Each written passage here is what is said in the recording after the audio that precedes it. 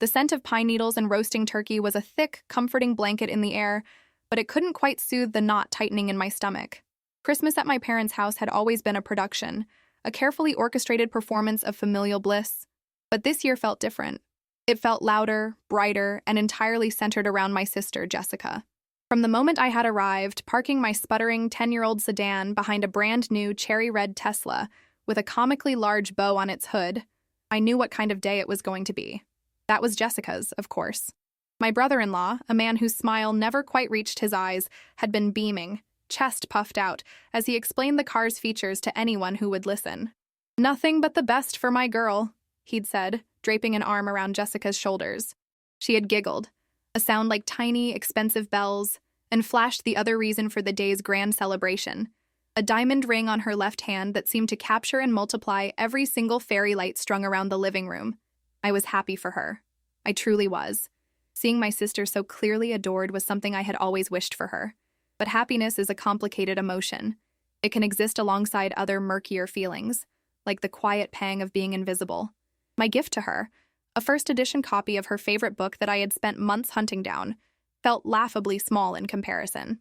My parents had given me a sensible cashmere sweater, the same one they'd given me in a different color last year.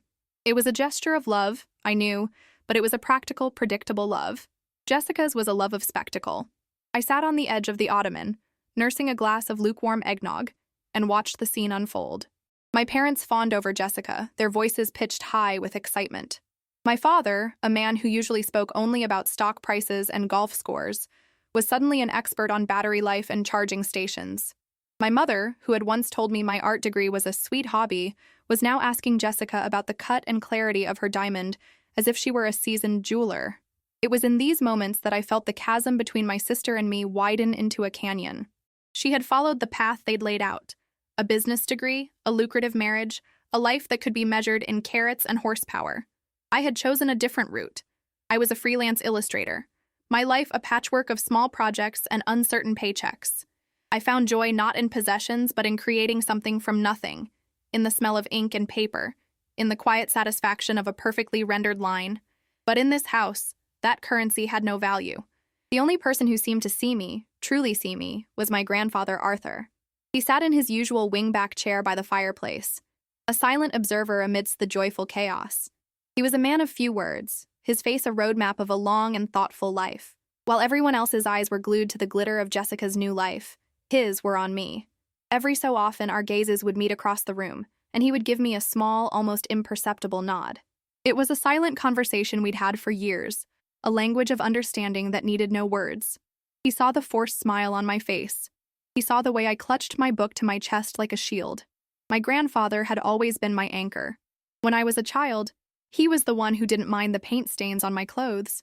He was the one who framed my clumsy drawings and hung them in his workshop.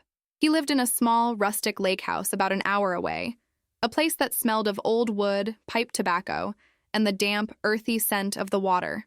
It was my favorite place in the world, a sanctuary from the expectations and judgments of my parents' polished suburban life. It was where I felt most like myself. As the gift-opening marathon finally wound down, and Jessica was regaling the room with tales of her upcoming wedding, which was to be a destination affair in Tuscany, I felt a gentle tap on my shoulder. I turned to find my grandfather standing there, his eyes kind.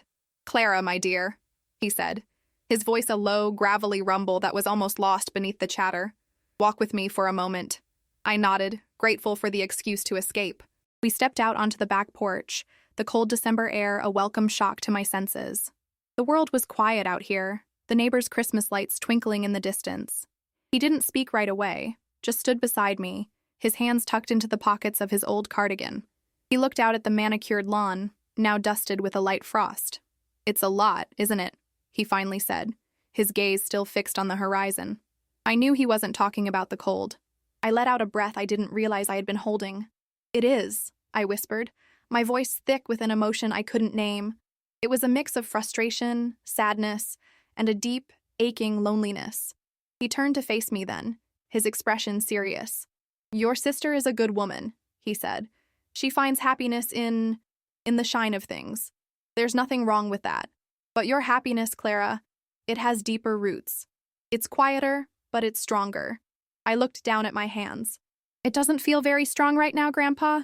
That's because you're trying to grow a forest flower in a manicured garden, he replied, a faint smile touching his lips. It's not where you belong. He reached into the inner pocket of his jacket, his movements slow and deliberate.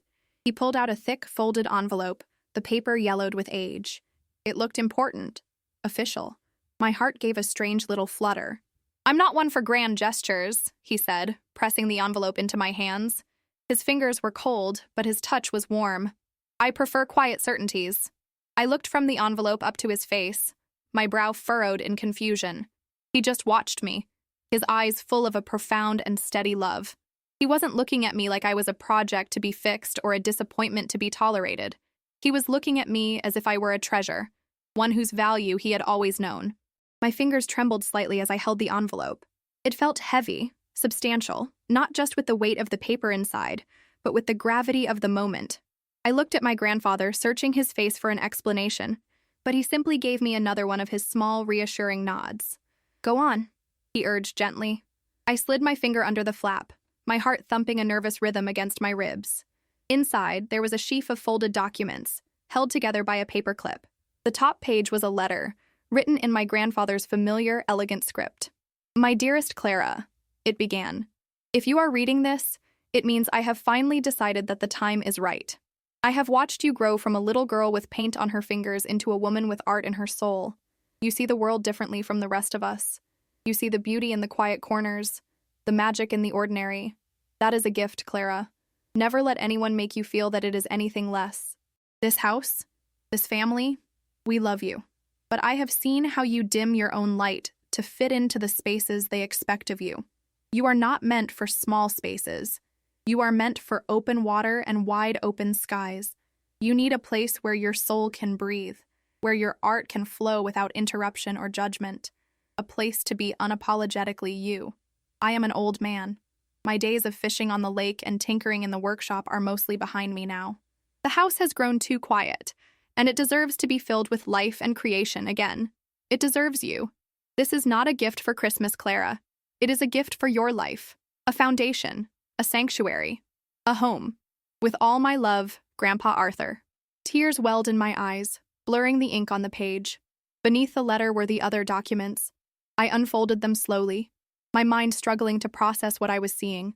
They were legal papers, full of dense, formal language, but one phrase stood out, repeated in bold letters, deed of transfer. My breath hitched.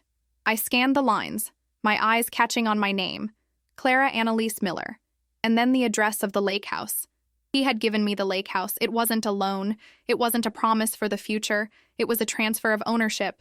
It was mine.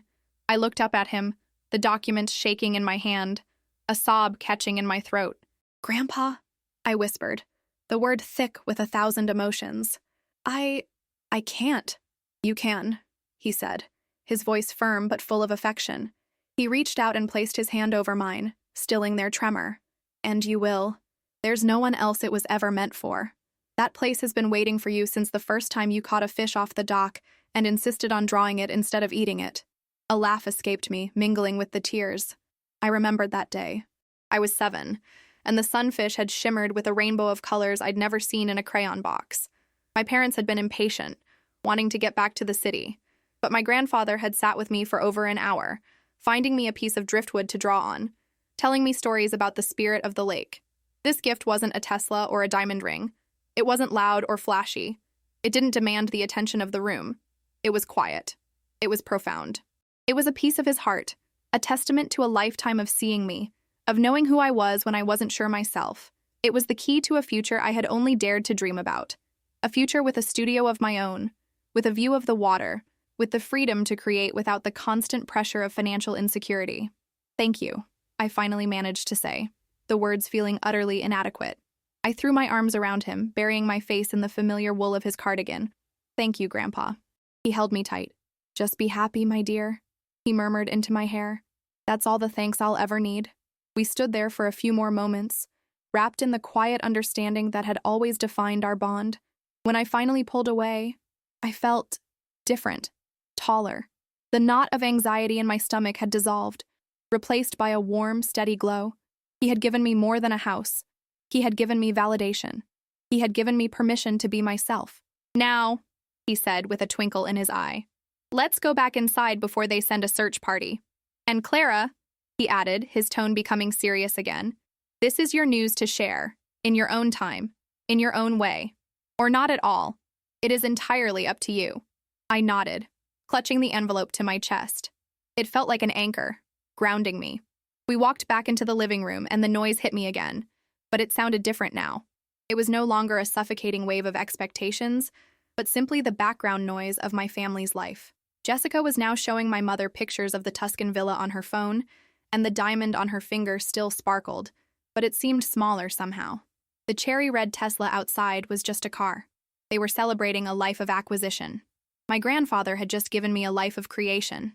I found my seat on the ottoman again, but I no longer felt like I was on the edge. I felt centered. I felt a quiet power humming within me. The future was no longer a daunting, uncertain path. It was a calm, clear lake, and for the first time in a long time, I knew exactly which way I was going to swim. The rest of the evening passed in a dreamlike haze. I sat with the heavy envelope resting in my lap, its corners digging slightly into my palms. It was a physical anchor to a new reality, a secret sun warming me from the inside out. The cacophony of the party, which had earlier felt so oppressive, now seemed distant, like the soundtrack to a movie I was only passively watching. My real story was happening internally, a quiet, seismic shift that was rearranging my entire world. My mother eventually drifted over, her smile bright but her eyes scanning me with a familiar hint of concern. There you are, dear. You've been so quiet. Are you feeling all right? Before, that question would have sent a spike of defensiveness through me. I would have mumbled something about being tired or offered a brittle, overly cheerful reassurance. But now I simply smiled back, a genuine, unforced smile. I'm wonderful, Mom, just taking it all in. Her brow furrowed slightly, unused to such a placid response. Well, that's good. I was just talking to Jessica about her wedding planner. It's all so exciting. Have you thought any more about maybe taking a course? Something in graphic design, perhaps? It's very much in demand, you know. More stable than just drawing. The word stable hung in the air between us. It was her favorite word, the ultimate measure of a successful life. A stable job, a stable income, a stable marriage. For years, her gentle prodding had felt like a judgment, a constant reminder of my perceived instability. But now, holding the deed to my own sanctuary, the word had lost its power over me. My grandfather had given me a different kind of stability, the stability of a foundation, of a place to stand that was entirely my own. I'm happy where I am, Mom, I said, and the words were true for the first time. My work brings me a lot of joy. She looked at me, a flicker of surprise in her eyes, before she was called away by my father to admire a feature on the Tesla's dashboard display. The conversation was over, but nothing in me felt defeated. I hadn't won an argument. I had simply removed myself from the battlefield. Later, Jessica flopped onto the couch beside me, letting out an exaggerated sigh. I am so exhausted, she declared, fanning her face with her hand, the diamond catching the light. You have no idea how stressful it is planning a destination wedding. The logistics are a nightmare. I looked at her, my sister, who lived in a world of wedding planners and logistical nightmares involving Tuscan villas. We were born of the same two people, raised under the same roof, but we might as well have been from different planets. The old pangs of envy and comparison were gone, replaced by a sort of gentle, detached curiosity. I'm sure it is, I said, but it will be beautiful. It'd better be, for what it's costing, she laughed. She glanced down at the thick envelope in my lap. What's that? More old books? She teased gently. I thought of my grandfather's words. This is your news to share in your own time. I wasn't ready to share it. Not here. This news was a quiet, sacred thing. It belonged to the smell of pine and lake water, not the sterile gleam of a new car and a perfectly cut diamond. Something like that, I said, pulling my sweater down over it slightly. A gift from Grandpa. He always did have a soft spot for you, she said, not unkindly. Still, you should have seen the look on his face when Mark unveiled the car. I think we finally managed to impress him. I glanced across the room at Grandpa Arthur. He was watching us, his expression unreadable. He gave no sign that he had heard, but as Jessica turned to answer a question from her fiancé, my grandfather's eyes met mine. He gave me a slow, deliberate wink. In that moment, I knew. He wasn't impressed by the car. He was impressed by quiet certainties, by love that didn't need an audience. He was proud of me. As the evening wound down and guests began to collect their coats, a sense of calm purpose settled over me. For the first time ever, I wasn't sad to leave my family's home. I was eager. My scuffed-up sedan in the driveway was no longer a symbol of my financial shortcomings. It was my chariot, my escape vehicle to a new beginning. I said my goodbyes, hugging my parents, who were already discussing their visit to the Tesla dealership the next day. I hugged Jessica, who was talking on the phone with her planner, a notepad already filled with frantic scribbles. These goodbyes felt different, lighter. I was no longer leaving as the lesser-than daughter, the artistic curiosity. I was leaving as a landowner, as the master of my own destiny. My last goodbye was to Grandpa Arthur. I found him on the porch again, looking up at the star-dusted sky. "Are you heading out?" he asked, though he already knew. "I am," I said, my voice soft. "I don't know how to thank you. It's everything." He turned to me, his hands in his pockets. "You don't have to thank me. You just have to go there and live. Fill that old house with color and light. Make it yours." He paused, his gaze thoughtful. "Your parents, your sister, they love you in the only way they know how. It's a loud kind of love. Don't ever forget that there's a quiet kind too, and it is just as strong." I knew he was talking about his love for me, but I also knew he was talking about the love I needed to have for myself. I stood on my toes and kissed his weathered cheek. "I love you, Grandpa." "I love you too, Clara Bean," he said, using my childhood nickname. I walked to my car, the frozen grass crunching under my boots. As I slid into the driver's seat, the engine sputtering to life with a familiar grumble, I didn't feel a trace of embarrassment.